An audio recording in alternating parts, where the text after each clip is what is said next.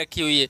यहाँ से चलने वाली प्रकाश किरण मुख्य अक्ष के समांतर यहाँ से x2 दूरी पर एक प्रतिबिंब CD बनता है बराबर F1 इंटू F2। इस तरीके से हमारा बात करते हैं हम लोग आज अपने इस टॉपिक की। इसमें हमारा टॉपिक है पतले लेंस की फोकस दूरी के लिए न्यूटन का सूत्र। तो इसमें क्या बच्चों, इसमें हमारे पास पतला लेंस है, उत्तल लेंस है। इसकी जो प्रथम फोकस से हमारी जो वस्तु की दूरी है वो कितनी, x1 हम मान लेते हैं। यहाँ से दूरी है x1 और इस वस्तु की इमेज कहाँ पे बनेगी, जो द्वितीय फोकस से x2 दूरी पे बनेगी। और यदि इसकी जो प्रथम फोकस दूरी f1 है और दूसरी द्वितीय जो फोकस दूरी f2 है, तो न्यूटन का बच्चों सूत्र होता है हमारा, क्या सूत्र होता है इसका, जो फार्मूला होता है x1 इंटू x2 बराबर f1 इंटू f2। तो अभी हम इसी सूत्र का निगमन करने वाले हैं। तो ध्यान से समझने बात को बच्चों। इसमें हमारा क्या है कि हमारे पास एक उत्तल लेंस है, आयल उत्तल लेंस हो गया। इसकी प्रथम फोकस दूरी जो हमारी क्या है f1 है, द्वितीय फोकस दूरी f2 है। तो हम लिखने वाली बात क्या करेंगे, हमारा कोई उत्तल लेंस, माना कोई उत्तल लेंस आयल है जिसके प्रथम फोकस f1 से x1 दूरी पर कोई वस्तु क्या रखी है, ए बी रखी हुई है। यहाँ से चलने वाली प्रकाश किरण मुख्य अक्ष के समांतर जाती है, जो अपवर्तन के पश्चात f2 से होकर निकल जाती है, राइट। द्वितीय प्रकाश किरण जो f1 से होकर जाती है, अपवर्तन के पश्चात मुख्य अक्ष के समांतर हो जाती है। दोनों प्रकाश किरणें B पर मिलती हैं, जिससे कि f2 दूरी से जो इसकी द्वितीय फोकस बिंदु f2 है, यहाँ से x2 दूरी पर एक प्रतिबिंब CD बनता है, राइट। इतनी चीज़ें हम लोग यहाँ पे बच्चों लिख देंगे, आराम से लिख देंगे, कोई दिक्कत नहीं है। अब हम यहाँ पे देखो बच्चों क्या बात करते हैं, जैसे एक ये हमारा और दूसरा ट्रायंगल, ये इसे हमने डॉटेड लाइन से इसे दिखा दिया, ठीक है। ये हमने डॉटेड लाइन से दिखाने की कोशिश की है, इसे थोड़ा और हम यहाँ पे पास पास कर देते हैं जिससे प्रॉब्लम ना हो। अब समझो बच्चों, एक ट्रायंगल है F1AB, तो त्रिभुज F1AB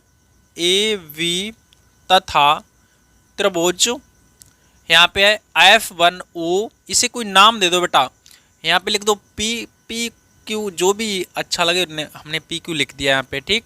तो अपना एक ट्रायंगल बन गया F1OQ। F1OQ कैसे हैं, समकोणिक हो गए हमारे, समकोणिक हैं, राइट। अब इन्हें हमने समकोणिक बना दिया। जब त्रिभुज हमारे समकोणिक होते हैं तो क्या करते हैं, तो इनकी संगत भुजाएं समानुपाती होती हैं। तब हमारा हो जाएगा AB अपोन ये वाली भुजा इसकी OQ बराबर AF1 अपोन इसकी जो भुजा क्या है OF1, AF1 बटा OF1, ठीक है। इतना हमारा यहाँ से हो गया है। अब हम बढ़ते हैं आगे, इसे डाल देते हैं समीकरण 1, इसे नाम दे दिया हमने समीकरण 1, ठीक।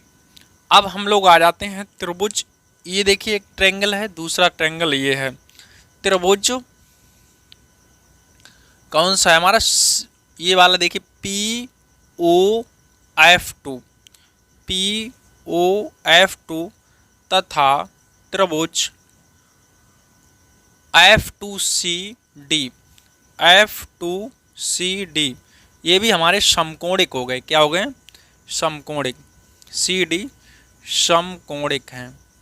और जब ये समकोणिक हैं तो फिर इसमें भी वही होना है, इनकी संगत भुजाएं समानुपाती हो जाएंगी। तो यानी कि ये हो जाएगा PO बटा CD बराबर इसकी भुजा हमारी है OF2 अपोन यहाँ से यहाँ तक कितनी डिस्टेंस है हमारी x2, मतलब एक तरीके से F2C लिखेंगे अभी,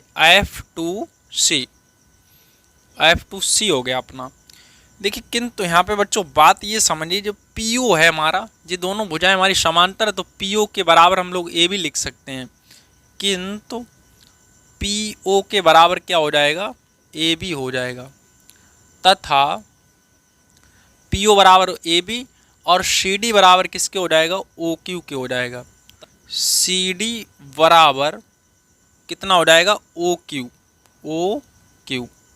तब इसी में हम लोग बिठा देंगे PO की जगह AB बटे CD की जगह OQ बराबर OF2 बटा F2C। ये अपना हो गया समीकरण 2। अब समीकरण 1 और 2 से बच्चों ध्यान से समझिए क्या है हमारा। तब समीकरण 1 व 2 से, तब समीकरण 1 व 2 से, समीकरण 1 व 2 से इनके हम लोग मान रख लेते हैं। मतलब इस जो ए बी बराबर इतना है ये यहाँ पे बिठा देंगे हम लोग। तब हमें मिल जाएगा, क्या मिलेगा, ए बी के बराबर क्या होगा, AF1 अपॉन OF1 बराबर, यहाँ पे बिठा दिया, इसका मान जे है और इधर साइड का ये लिख लेते हैं OF2 अपॉन F2C। तो AF1 देखिए बच्चों हमारे पास क्या है, AF1 हमारा x1 है, तो ये हो गया हमारा x1। इधर की दोनों साइड है हमारी माइनस की रख लेते हैं, तो माइनस x1 अपॉन यहाँ से यहाँ तक का डिस्टेंस माइनस F1 बराबर, ये दोनों पॉजिटिव हैं तो ये हो गया हमारा कितना हो जाएगा, OF2 का मान F2 और इधर है F2C का मान x2 है, F2 अपॉन x2। माइनस से माइनस कैंसिल हो गया, इसका इधर मल्टीप्लाई करिए इसका इधर, तो x1 इंटू x2 बराबर F1 इंटू F2। इस तरीके से हमारा ये व्यापक सूत्र निकल आया। ये है न्यूटन का व्यापक सूत्र है। कैसा है, व्यापक फार्मूला निकला फोकस दूरी के लिए, सूत्र है। ठीक है, इस तरीके से हम लोग इसे कर लेते हैं। ये दोनों तरफ माध्यम एक ही हैं तो हम लोग क्या करेंगे, यदि दोनों, यहाँ पे लिख देंगे यदि दोनों और दोनों तरफ एक ही माध्यम है,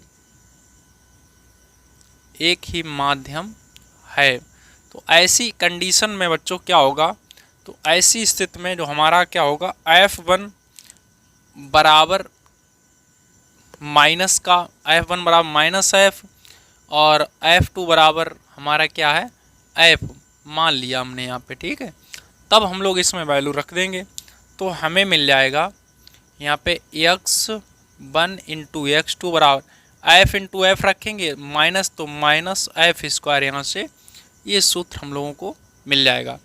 ठीक है, तो वीडियो आपको पसंद आया लाइक करिए और दोस्तों में शेयर करिए। चलिए मिलते हैं हम लोग अगले वीडियो में।